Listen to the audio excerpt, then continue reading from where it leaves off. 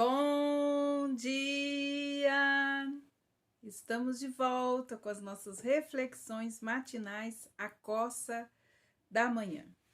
Hoje nós vamos refletir sobre o tema Encontros com Deus são do tamanho de Deus.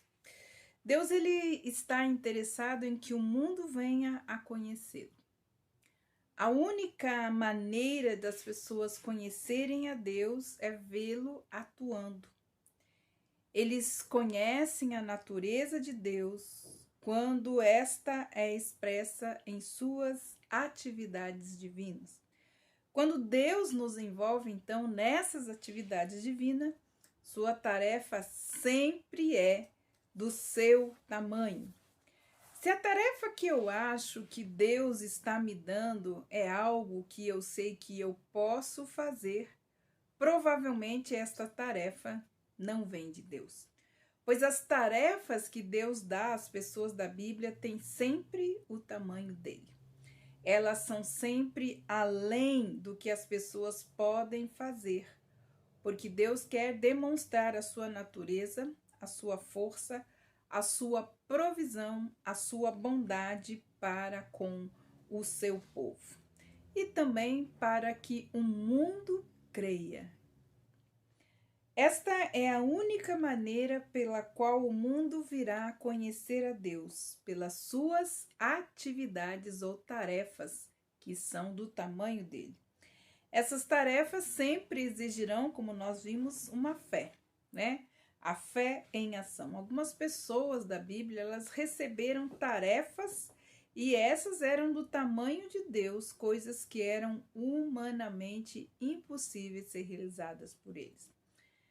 Abraão sacrificou o seu filho Isaque e foi chamado pai de uma grande nação antes mesmo de ter este filho. Moisés e o povo de Israel passaram o Mar Vermelho a seco.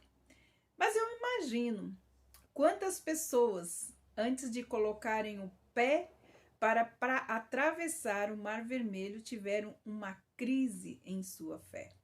Quantos pensaram em desistir? Quantos pensaram que iriam morrer quando viram aquelas ondas gigantescas e aquele mar se abrindo?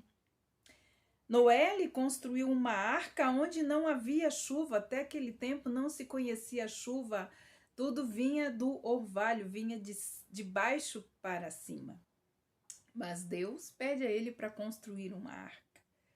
Josué derrubou as muralhas de Jericó, marchando e tocando trombetas. Gedeão venceu um exército de milhares com apenas 300 homens. Então, temos aqui algumas das tarefas do tamanho de Deus que Deus deu aos seus servos. Quando o povo de Deus e o mundo veem algo acontecer que só Deus pode fazer, eles passam a conhecer a Deus. Em Josué, capítulo 4, versículos de 22 a 24, nós temos o seguinte.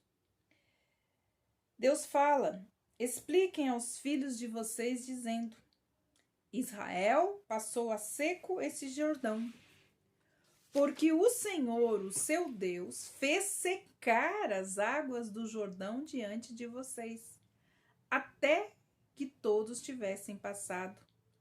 Como o Senhor, o seu Deus, fez com o Mar Vermelho, que ele secou diante de nós, até que tivéssemos passado.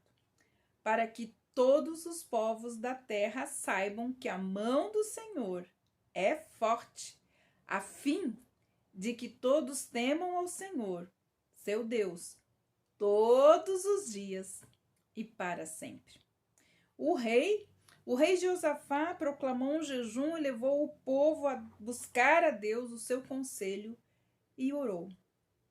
O nosso Deus, ó nosso Deus, nós não temos força para resistirmos a esta tão grande multidão que vem contra nós. Nem sabemos o que havemos de fazer. Porém, os nossos olhos estão postos em ti. 2 Crônicas, capítulo 10, versículo 12. Se na sua vida há algo que só Deus pode fazer, algo do tamanho dele, coloque os seus olhos nele.